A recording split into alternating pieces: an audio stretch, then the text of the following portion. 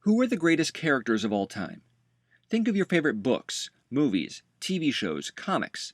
The list of iconic characters is expansive, and yet it is one of the most difficult aspects in storytelling to get right.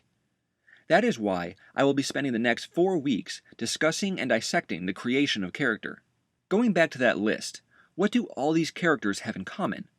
Firstly, they affect the world as much as the world affects them. How does this happen? Characters, like humans, are a product of their surroundings. Take the diverse landscape of high school and hone in on the individuals that populate the setting. Each character is unique in their own right, with flaws, goals, and insecurities. To be a truthful writer, however, takes a bit of empathy, and you will need to look past character flaws and find the root of their problems. What caused them to be so quiet, or cruel, or funny, or have a limp? Figuring out how the world has shaped your characters in the state of your story is the best way to specify their goals and flaws to the audience, while also plotting out the trials the character faces throughout the journey. Whichever you design first, your characters or your world, they will naturally grow and change in unison with each other. From the list, you can point out unique character traits specific to each individual. These traits develop their iconography, while also influencing their decisions and connecting them to their surroundings. Darth Vader's breathing mask is unforgettable, subconsciously telling the audience from his first moment on screen that this character is not only menacing, but has a defined past to his story. Ebenezer Scrooge is not remembered because of his gruff or cold demeanor. We have seen such traits before and since. His mark in history comes from his character-specific adage, "Bah, humbug." Yet no matter how unique the traits of these characters may be, they are not so extreme so as to remove any sense of familiarity to our own humanity. As we witness the descent of Jack Torrance into madness, or Tyler Durden's rise to occult extremism, we understand every choice along the way that has led to these changes. It's only at a certain point that their descent becomes too great to identify with, and we no longer see them as humans, but monsters. Keeping with traits and characteristics, some of the most well-known quirks are derived from the story's themes. In my video on theme, I introduced John Truby's 4 corners of opposition, showing how opponents of the theme are reflected through various characters. Exploring that further, let's look at theme and how it can take regular characters and develop them to iconic levels. In Lord of the Rings, Gollum is seen to have a split personality, constantly driving him towards evil. This isn't just a cool image or fun character trait. This is remembered and revered because of its significance on the themes of the story. Lord of the Rings deals with fate and man's ability to overcome all evils while at war with the darkness inside himself. We see this presented between the 2 wizards. We see it in Aragorn, Frodo, Sam, Boromir, but most specifically in Gollum.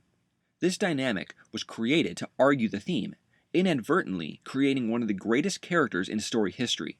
So how do you create characters around a theme? Let's say we're tackling the topic of free will. Now, I would need to argue all sides of the theme, regardless of what I actually believe. I need to present all points of view so that the audience can be convinced as to why my belief system is actually true. I would first want a character that rejects the idea of fate, believing he has total control of his destiny.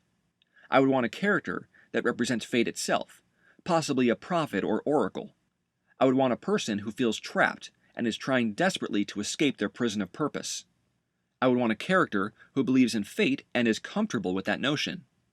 I would want a character who believes free will is chaos, and that only through purpose and fate can they truly know peace. And lastly, I would want a character who believes fate is freedom, and is willing to risk their life to see destiny fulfilled.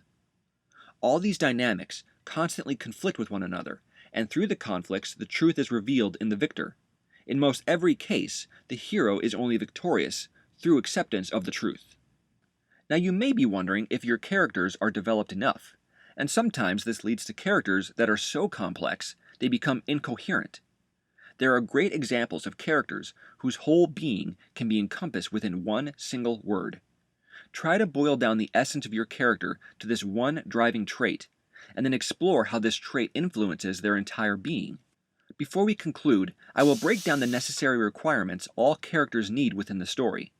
Many of these aspects I will touch on further in the next few videos. First, characters must be vessels for your theme. Whichever character best argues your theme will tend to be the hero.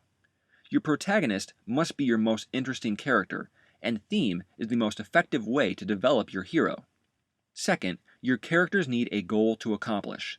This goal is also tied into the theme, as achieving this goal will lead the characters down a specific path, in which they will either change or fail. Third, they need to be flawed. Without flaws, the characters lose believability and relatability, turning them into one-dimensional cartoons that lack interest. This flaw is the great obstacle stopping the hero from reaching their goal, and only by changing can they achieve success. In stories where the protagonist is morally steadfast, you'll see this balanced out by an immoral world. Now the question becomes which will change in the end. Will the hero change the world for the better, or will the world get the better of the hero? Still, even in these stories, the hero has limits. The moment the protagonist is perfect at anything and everything they attempt, they become what writers refer to as a Mary or Gary Sue. We want to watch our heroes fail again and again, to only succeed at the very end. Why? Because that's life. Characters are a reflection of our own humanity, and humans are so complex that there is no end of personalities and dynamics to explore. Next week, we will learn more about character and how to create a perfect hero and villain for your story.